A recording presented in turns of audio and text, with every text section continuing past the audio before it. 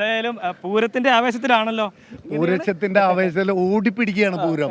പൂരം തുടങ്ങി കണിമംഗലം ശാസ്താവ് തെക്കേ ഗോപുരം തള്ളി തുറന്ന് വടക്കുന്നാഥൻ്റെ സന്നിധിയിലെത്തി. കാരമുക്ക് ഭഗവതി മണികണ്ഠനാലിൽ നിന്നും പൂരം ആരംഭിച്ചു. അപ്പുറത്ത് പനമുക്കം പള്ളി ശാസ്താവും അതുപോലെ ചെമ്പുക്ക ഭഗവതിയും കിഴക്ക് ഭാഗത്തും പടിഞ്ഞാറ് ഭാഗത്ത് മറ്റ് ഭഗവതിമാരെ ലാലൂരും ചൂരക്കാട്ടുകരയും അയ്യന്തോളും ഒക്കെ പടിപടിയായി വരാൻ പോവാണ്. അപ്പോൾ പൂരം സമാരംഭിച്ചു. ഈ പൂരം ആസ്വദിക്കാൻ ജനലക്ഷങ്ങൾക്ക് സാധിക്കട്ടെ.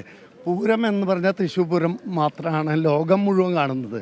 ഈ ലോകം മുഴുവൻ കാണുന്ന ഈ മഹാത്ഭുതം പങ്കാളിയാവാൻ കഴിഞ്ഞത് നീണ്ടകാലം എൻ്റെ ഭാഗ്യം.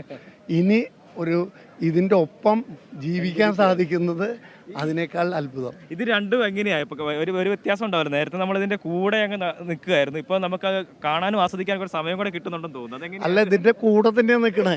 ഇപ്പൊ നിങ്ങളൊക്കെ അന്നത്തെ പോലെ തന്നെയാണ് ഇന്നും.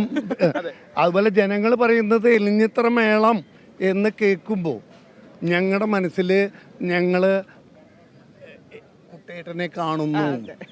എവിടെ ഇല്ലെങ്കിലും ഞങ്ങളുടെ മനസ്സിലുണ്ട് എന്നാണ് ഞാൻ ലോകത്തിൽ മുഴുവൻ സഞ്ചരിക്കുമ്പോൾ ആൾക്കാർ പറയുന്നത്. അപ്പോൾ മനസ്സിൽ എലിഞ്ഞിത്ര മേളം നടക്കുമ്പോൾ അതിൻ്റെ നടുക്ക് എന്നെ കാണാൻ സാധിക്കുന്ന തരത്തിൽ അത്രയും ഒരു പ്രവർത്തന ധൈര്യം ഭഗവതി അനുഗ്രഹിച്ചു തന്നത് എൻ്റെ ഭാഗ്യം.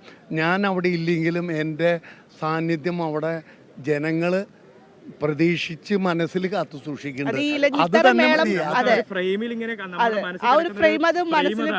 കുട്ടേട്ടൻ നടുക്ക് നിൽക്കുന്നു, ആ കൈ കൊണ്ട് അതിന്റെ കൃത്യമായ രീതിയിൽ ആംഗ്യങ്ങളൊക്കെ കാണിച്ചു കൊടുക്കുന്നു. അത് കുട്ടേട്ടൻ അതിനൊപ്പം തന്നെ ഇതൊരു കണക്കും കൂടിയാണല്ലോ ഈ ഇലഞ്ഞിത്തറ മേളം എന്ന് പറയുന്നത്. അപ്പോൾ അത് എങ്ങനെയാണ് ശരിക്കും നമുക്ക് നേരത്തെ പ്ലാൻ ചെയ്ത് വെച്ച് കഴിഞ്ഞാൽ അങ്ങനെ ആവില്ല. പക്ഷേ അതിനിടയ്ക്ക് പ്രത്യേകമായിട്ടും ഇടപെടലുകൾ ഉണ്ടാകണമല്ലോ. അതെങ്ങനെയാണ് സാധിക്കും? അല്ല, ഇടപെടലുകളുടെ ആവശ്യമില്ല. എല്ലാവരും പഠിച്ച കലാകാരന്മാരാ.